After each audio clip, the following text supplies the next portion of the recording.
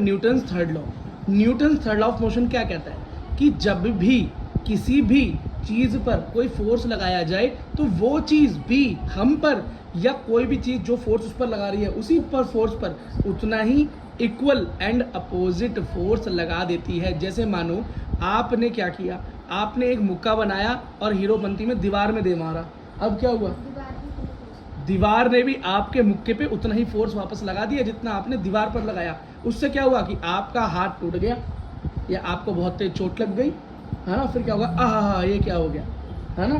क्यों बेटा, क्योंकि दीवार ने भी आप पर उतना ही फोर्स वापस लगा दिया। और याद रखना बेटा कि जो फोर्स मान लो ए चीज़ ने बी पर लगा दिया, ए ऑब्जेक्ट ने बी पर लगाया, तो ठीक बी ऑब्जेक्ट ए पर अपोजिट डायरेक्शन में लगा देगा तो नेगेटिव।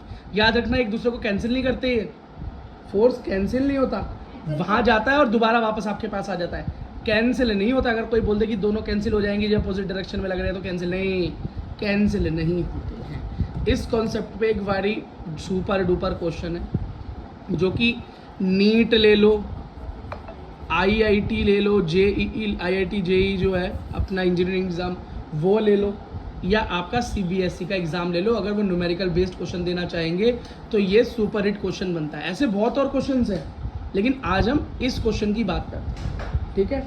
इस कॉन्सेप्ट को आज क्लियर कर लेते हैं। मानो कि बेटा बॉक्सेस लगे हुए हैं, अब एक सिंगल बॉक्स भी हो सकता है, डबल भी हो सकता है, ट्रिपल, बहुत सारे। एक आइडियल कंडीशन मैंने ऐसी ले ली। अब इसके अंदर मैं सब कुछ सिखा दूंगा आपको, ऐसा सिखा दूंगा कि इसके अंदर 4 और बक्से जुड़े हो तो भी, एक अगला अलग बक्सा लिखा हो तो भी, सब आप क्वेश्चन कर लो। क्वेश्चन है क्या, इसने बोला कि भाई 30 न्यूटन का फोर्स हमने बॉक्सेस पे लगा दिया। अब ये कितने, 1 2 3 4 बॉक्सेस लगे हुए लाइन से, ठीक है। एक बॉक्स 1 किलो का है, दूसरा उससे ठीक जुड़ा हुआ 2 किलो का है, उससे ठीक जुड़ा हुआ 3 किलो का और उससे ठीक जुड़ा हुआ 4 किलो का बॉक्स है। उस पर 30 न्यूटन का फोर्स लगा दिया, ठीक है। जब 30 न्यूटन का फोर्स लगाया तो जब बेटा मान लो आप यहाँ खड़े हो, इनको धकेल रहे हो, तो अब जब धकेलोगे और धकेल पा रहे हो उसको, तो इसका मतलब इस पूरे को मूव कर पा रहे हो आगे, ये पूरा आगे खिसक रहा है, ये पूरा खिसक रहा होगा ना आगे। अब मैं मानता हूँ कि आपने 30 न्यूटन इसके ऊपर ताकत लगाई जिससे कि पूरा का पूरा खिसक रहा है ये, है ना। क्योंकि बेटा इसका टोटल मास कितना हुआ, 10 किलो ही तो हुआ। तो क्या आप इसे धक्का नहीं दे सकते, आराम से 10 किलो को तो धकेल सकते हो यार, ठीक है। साइड में बैठे हुए लोगों को कैसे धकेल देते हो अपने बेंच पे, जरा नीचे, ठीक है भाई। तो 30 न्यूटन फोर्स लगाया। अब बेटा यहाँ पर एक ये पूछा जाता है कि ये बताओ जी, ये सेकंड बॉक्स जो है ना, इस पर कितना फोर्स लग रहा है इस बॉक्स के द्वारा और इसके साइड वाले बॉक्स से। या ये पूछ लेंगे इस वाले पर बताओ, या इस वाले पर बताओ, या इस वाले पर बताओ, अलग अलग पूछ लेंगे। या पूछ लेंगे इस टोटल बॉडी पे कितना फोर्स लग रहा है, ठीक है। सब ये सारी चीज़ें पूछी जा सकती है। उसका एक फॉर्मूला होता है, ये है बेटा उसका फॉर्मूला। लेकिन इस फॉर्मूले को हम नहीं समझते हुए इसको नॉर्मल बेसिक से समझ लेंगे। अगर हमारा बेसिक बढ़िया हो गया ना तो फिर बेटा हमें इस फॉर्मूले की भी ज़रूरत नहीं पड़ेगी। मतलब देखो फॉर्मूला तो हमें चाहिए ताकि हम जल्दी से फाइंड आउट कर सकें, लेकिन एक्चुअली अगर बेटा एक ऐसी कंडीशन हो जब आपको ये फॉर्मूला याद ना आए तो क्या करोगे, तो आपको ऐसा बेसिक आ जाना चाहिए इस क्वेश्चन को करने का कि ये फॉर्मूला नहीं आते हुए भी आप इस क्वेश्चन को कर सकें। लेकिन फॉर्मूला आता होगा तो जल्दी कर दोगे, टाइम कम लगेगा। तो नीट वाले, आईआईटी जेईई वाले, कॉम्पिटिटिव एग्जाम वाले को बच्चों को तो बेटा फॉर्मूला आना चाहिए। लेकिन आप बेटा बेसिक अच्छा कर लो, फिर फॉर्मूला याद कर लेना, कितना मज़ेदार हो जाएगा। चलो बेटा, सबसे पहले तो एक चीज़ निकालो बेटा कि टोटल एक्सेलरेशन हो कितनी रही है। अब बोलोगे भैया एक्सेलरेशन का क्या मतलब है, तो एक बात बताओ, मैंने क्या बोला, जब आपने 30 न्यूटन का फोर्स लगाया इस बॉक्स पे, इसके चक्कर में ये सारे बॉक्सेस पे फोर्स अप्लाई हो गया और ये बॉक्स पूरे सारे बॉक्सेस एक साथ, एक सिंगल बॉडी मान लो इसे, एक साथ आगे चलने लगे, ठीक है। तो एक्सेलरेशन हो रहा है ना, इस फोर्स के लगने से एक्सेलरेशन हो रहा है ना, तो फॉर्मूला क्या लगेगा बताओ, force equals to mass into acceleration.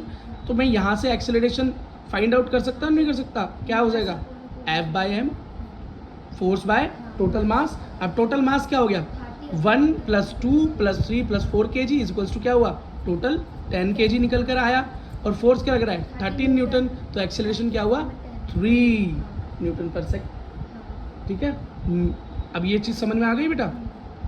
चलो भाई, अब जब आपका एक्सेलरेशन आपके सामने आ गया, ठीक है, अब हम अगर निकालें कि पहले वाले ब्लॉक पे, फर्स्ट ब्लॉक पे बोलो या बॉक्स बोलो, इस पर कितना फोर्स अप्लाई हो रहा है। तो आप बोलोगे भैया 30 न्यूटन अप्लाई हो रहा है, नहीं बेटा 30 न्यूटन जो अप्लाई हुआ इन सब में डिस्ट्रीब्यूट हो गया ना, वो खाली इसके पास तो नहीं रहा। ठीक है, जैसे कि मानो आप आपने कई बार वीडियो देखी होगी कि बहुत सारी साइकिल खड़ी होती हैं, एक साइकिल को धक्का देते हैं सब गिरती चली जाती हैं। आपने देखा होगा पत्ते खड़े होते हैं, एक पत्ते को मारते हैं और सारे पत्ते गिरते चले जाते हैं, तो क्या होता है, ट्रांसफर होता चला जाता है एनर्जी का। ठीक, तो क्या ये सारा का 30 न्यूटन इस 1 किलो पर ही लग गया? लगाया तो इसी पर था, लेकिन ये सारा 30 न्यूटन इन सब पर डिस्ट्रीब्यूट हो गया। बेटा एक बात बताओ, 1 किलो को धकेलने में ज़्यादा ताकत लगी होगी या 4 किलो को धकेलने में ज़्यादा ताकत? तो इसका मतलब जो हमने 30 न्यूटन फोर्स लगाया उसके अंदर भी सबसे ज़्यादा पोर्शन इस फोर्स का मेरा इस वाले बॉक्स पर लगा होगा और इस पर सबसे कम लगा होगा। लेकिन कितना लगा है वो कैसे निकालेंगे? देखो बेटा कैसे निकालेंगे। तो फोर्स का फॉर्मूला क्या होता है, मास इनटू एक्सेलरेशन। पहले वाले बॉक्स का मास क्या है 1 किलोग्राम, एक्सेलरेशन क्या निकला 3, तो फोर्स क्या 3 न्यूटन का फोर्स। तो क्या निकला बेटा कि पहले वाले बॉक्स पर कितने न्यूटन फोर्स लग रहा है 3 न्यूटन। तो सेकंड वाले बॉक्स पर कितना लग रहा होगा जिसका 2 kg वेट है, तो 2 की जगह मास की जगह 2 रख दो, एक्सेलरेशन 3 6 न्यूटन। तो यहाँ पर कितना लग रहा है 6 न्यूटन। ऐसे ही बेटा आगे वाले पे कितना लगा हमारा, बोलो 3 इंटू 3 9 न्यूटन और 3 इंटू 4 12 न्यूटन का वेट लग रहा है। समझ में आया कि जो 30 न्यूटन आपने वेट डाला इन सब के ऊपर, जो फोर्स लगाया उसके अंदर सिर्फ 3 न्यूटन लगाए पहले वाले बॉक्स पे, है ना, 6 न्यूटन सेकंड वाले पे, 9 न्यूटन 3 किलो वाले पे थर्ड पे, और फोर्थ वाले पे और 4 किलो का है वो 12 न्यूटन फोर्स लगाया उसके ऊपर। तो अब समझ में आ गया डिस्ट्रीब्यूशन कैसे हुआ। इतनी बात बेटा समझ में आ गई है, तो अब आगे मूव करते हैं। ये समझ लो कि हाफ कॉन्सेप्ट आपका क्लियर हो गया। क्या क्लियर हो गया? अब बेटा जो सेकंड पार्ट था इस क्वेश्चन का, सेकंड पार्ट क्या बोल रहा था, फर्स्ट पार्ट तो यही तो बोल रहा था कि हर बक्से पे कितना फोर्स लग रहा है, आपने आराम से निकाल दिया। अगर नीट में कोई क्वेश्चन आ जाए और आपसे पूछ ले बताओ इस टोटल बॉडी पे इतना इतना फोर्स लगा, बताओ इस नंबर वाले बॉक्स पे कितना फोर्स लगा होगा, आराम से निकाल सकते हो। वो तो वैसे ही निकल जाएगा। तो बस बात खत्म, क्वेश्चन खत्म। ऐसे क्वेश्चन आते हैं बेटा नीट में, बहुत high rank question, high level question नहीं आते, ठीक है ना। आईआईटी वालों के लिए थोड़ा सा डिफिकल्ट लेवल आ जाता है। अब बेटा एक नेक्स्ट क्वेश्चन जो पूछा सेकंड पार्ट, वो ये पूछा कि ये बताओ कि फोर्स ऑन कॉमन सरफेस क्या होगा। अब आप बोलेंगे भैया ये कॉमन सरफेस का क्या मतलब है।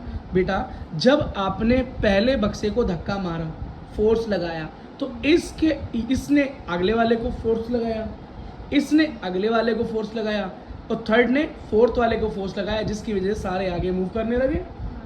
ठीक है, ओके, ठीक है बेटा। अब ये देखो इसका मतलब क्या है, तो यही फोर्स जो कैलकुलेट करना होता है कि फर्स्ट ब्लॉक ने सेकंड पर कितना फोर्स लगाया, सेकंड वाले ने थर्ड वाले पे कितना लगाया, और थर्ड वाले ने फोर्थ वाले पे कितना लगाया, सो फोर्थ। ठीक है, यही निकालना होता है फोर्स ऑन कॉमन सरफेस। अब इसको निकालने का क्या तरीका है कि हम रिजोल्यूशन कर ले, रिजॉल्व कर लें, क्या कर लें, रिजॉल्व कर लें। देखें एक बॉक्स को रिजॉल्व करके कौन कौन से फोर्सेस उस पर अप्लाई हो रहे हैं, उसको रिजॉल्व करना बोलो। नहीं, वो वेक्टर रिजोल्यूशन है, वेक्टर नहीं करना, इसमें ज़रूरत ही नहीं है हमें। देखो बेटा ये हमारा फर्स्ट बॉक्स है, क्या है फर्स्ट बॉक्स, इस पर हमने 30 न्यूटन का फोर्स लगाया था, कितना 30 न्यूटन। अब इस पर्टिकुलर बॉक्स पे कितना फोर्स लगा एक्चुअली 30 न्यूटन में से, ओनली 3 न्यूटन। याद है ना कैसे निकाला था, F mass into acceleration, acceleration था 3 तो मास था 1 1 × 3 3 न्यूटन आया। अभी फाइंड आउट किया तो एक फर्स्ट वाले बॉक्स पे 3 न्यूटन का वेट लग रहा है इस 30 न्यूटन में से, किसमें से 3 न्यूटन। तो अब बचा कितना फोर्स, 27 न्यूटन बच गया।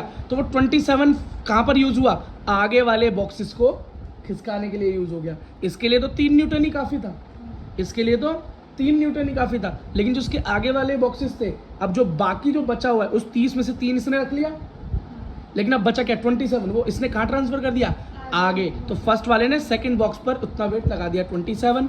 और बेटा न्यूटन का थर्ड लॉ क्या कहता है, अब मैंने जो क्वेश्चन कराया वो न्यूटन के थर्ड लॉ पे कराया है ना, तो न्यूटन का थर्ड लॉ क्या कहता है, वो कहता है कि अगर आपने 27 न्यूटन उस पर फोर्स लगाया होगा तो उतना ही उसने आपके ऊपर भी बैकवर्ड लगा दिया होगा। इतनी बात समझ में आ गई। चलो बेटा अब ज़रा आगे चलते हैं। तो इतनी बात तो आपको पक्का समझ में आ गई कि पहले वाले बॉक्स ने, फर्स्ट बॉक्स ने सेकंड बॉक्स पर कितना फोर्स लगाया, कितना फोर्स लगाया 27 न्यूटन लगाया, 27 न्यूटन ही तो लगाया। उसने उस पर कितना लगाया ये नहीं पूछा, हमने ये पूछा कि फर्स्ट वाले ब्लॉक ने सेकंड ब्लॉक पर कितना फोर्स लगाया। तो भाई 3 न्यूटन खुद रख लिया, 30 में से 3 खुद रख लिया, 27 आगे वाले को ट्रांसफर कर दिया। मतलब फर्स्ट वाले ब्लॉक ने सेकंड वाले ब्लॉक पर कितना न्यूटन का फोर्स लगा दिया? 27 न्यूटन का फोर्स लगा दिया। बात खत्म। अब जरा बेटा सेकंड पर देखते हैं कि अब सेकंड वाले ने क्या किया होगा। तो सेकंड वाले के पास कितना आया था फर्स्ट वाले से? 27 न्यूटन का फोर्स आया, और उसने कितना यूज किया फोर्स? तो उसका फोर्स था 6 न्यूटन। अभी हमने कैलकुलेट किया था, है ना, याद है ना कैसे किया था? फोर्स को जो मास इंटू एक्सेलरेशन, मास क्या है 2 किलोग्राम, एक्सेलरेशन 3, तो क्या निकला 6 न्यूटन। तो 27 में से 6 न्यूटन इसने यूज कर लिया। अब एक बात बताओ, जब 27 में से 6 न्यूटन इसने रख लिया तो कितना आगे भेजा? बोलो, सिर्फ 21 न्यूटन। 21 न्यूटन इसने आगे भेज दिया, मतलब थर्ड पर अप्लाई कर दिया। तो अगर कोई बोले the force exerted by second block on third block is 21 Newton, और बेटा 21 न्यूटन ही 3 ने इसको बैकवर्ड में भी लगाया होगा। ठीक, अगला अब थर्ड वाले की बात करें तो उस पर कितना फोर्स आया सेकंड से? 29 और 21 न्यूटन, और बेटा उसने कितना यूज किया? 9 न्यूटन, है ना। अब 9 इसके अंदर से निकाला तो कितना बता? 12 न्यूटन। तो इसने फोर्थ पर कितना लगाया होगा? 12 न्यूटन फोर्स लगाया होगा। आराम से पता चल गया। आप बेटा इतना लंबा प्रोसेस आराम से कर सकते हो पेपर्स के अंदर अपने एग्जाम में, लेकिन IIT का एग्जाम देते हुए, नेट का एग्जाम देते हुए आप ये काम नहीं कर सकते। डायरेक्ट कैसे निकालेंगे? ये रहा ना, ठीक है। देखो बेटा, अगर सीधा आपसे पूछा जाए कि फॉर्मूले का यूज करके बेटा इसका आंसर निकाल लो कि फर्स्ट ब्लॉक ने सेकंड ब्लॉक पर कितना फोर्स लगाया होगा, तो बेटा इसका फॉर्मूला होता है मास पुश्ड बाय द ब्लॉक 1। जो भी आपने ब्लॉक, जिस भी ब्लॉक की आप बात कर रहे हैं, वो कितना मास आगे पुश कर रहा है, ठीक है, आगे कितने मास को धक्का दे रहा है, ठीक, मल्टीप्लाई द फोर्स, जो फोर्स अप्लाई हो रहा है, अपॉन में टोटल मास। तो एक बात बताओ, ये मेरा था ब्लॉक 1, ये ब्लॉक 2, ये ब्लॉक 3, ये ब्लॉक 4, 1 2 3 4, ठीक है।